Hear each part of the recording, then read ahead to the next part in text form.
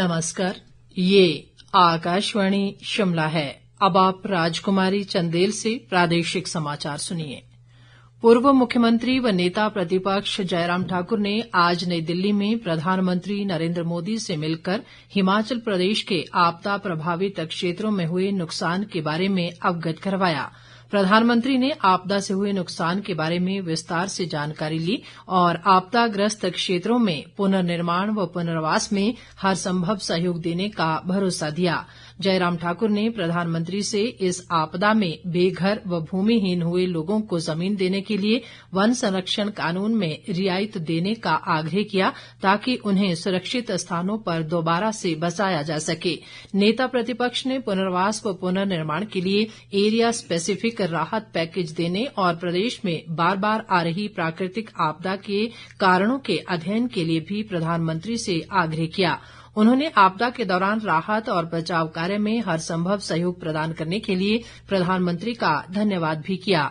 जयराम ठाकुर ने कहा कि इस आपदा की वजह से प्रदेश में 1200 करोड़ रुपए से ज्यादा का नुकसान हुआ है, जिसमें लगभग 1000 करोड़ से अधिक का नुकसान सराज विधानसभा क्षेत्र में ही हुआ है। इसके साथ ही नाचन, करसोग और धर्मपुर में भी भारी नुकसान हुआ है। उन्होंने कहा कि धर्मपुर में स्याठी गांव पूरी तरह जमींदोज हो गया है और लोग खुले में रातें काट रहे हैं।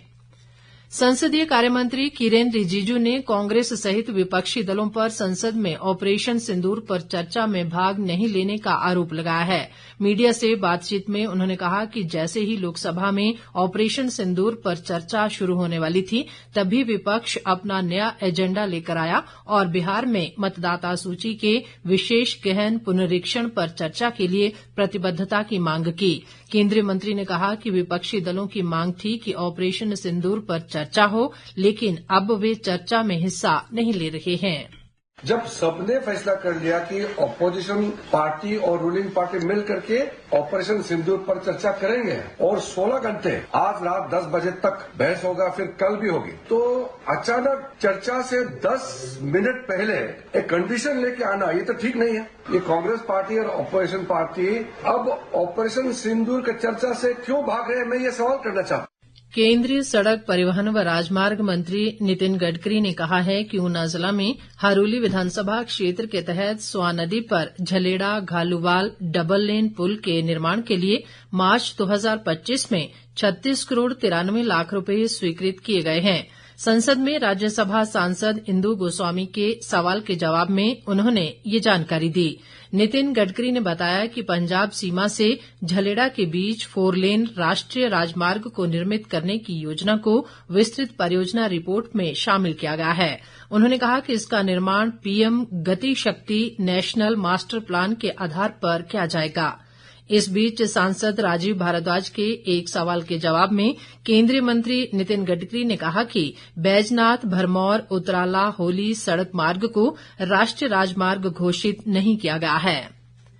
उच्चतम न्यायालय ने आज हिमाचल प्रदेश उच्च न्यायालय के 2 जुलाई के अतिक्रमण वन भूमि पर उगाए गए सेब के पेड़ काटने के आदेश पर रोक लगा दी है।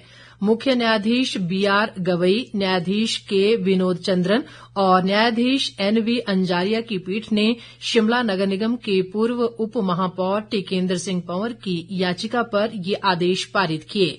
नगर निगम शिमला के पूर्व महापौर संजय चौहान ने उच्चतम न्यायालय के इस फैसले का स्वागत किया है। उन्होंने कहा कि मानसून के मौसम में बड़े पैमाने पर सेब के पेड़ों की कटाई से प्रदेश में भूस्खलन व भूमि कटाव का खतरा भी बढ़ जाता है। शिमला शहर के उप महापौर रहे हैं टिकेंद्र सिंह पंवर, उन्होंने एक याचिका दायर की थी माननीय उच्चतम न्यायालय में कि इस तरह से जो है ये जो पेड़ों का कटान है ये अनसाइंटिफिक है, पर्यावरण को नुकसान करता है और अमानवीय है। माननीय उच्चतम न्यायालय ने जो है पेड़ों के कटान पर जो है वो स्टे दे दिया है, परंतु पूरी तरह से जो है उस फैसले पर जो है रोक लगाई नहीं गई है और निर्देश दिए हैं राज्य सरकार को कि वो जो है उसका अधिग्रहण करके जो है फलों को तोड़कर जो है उसको अपने कब्जे में लेने का काम करे।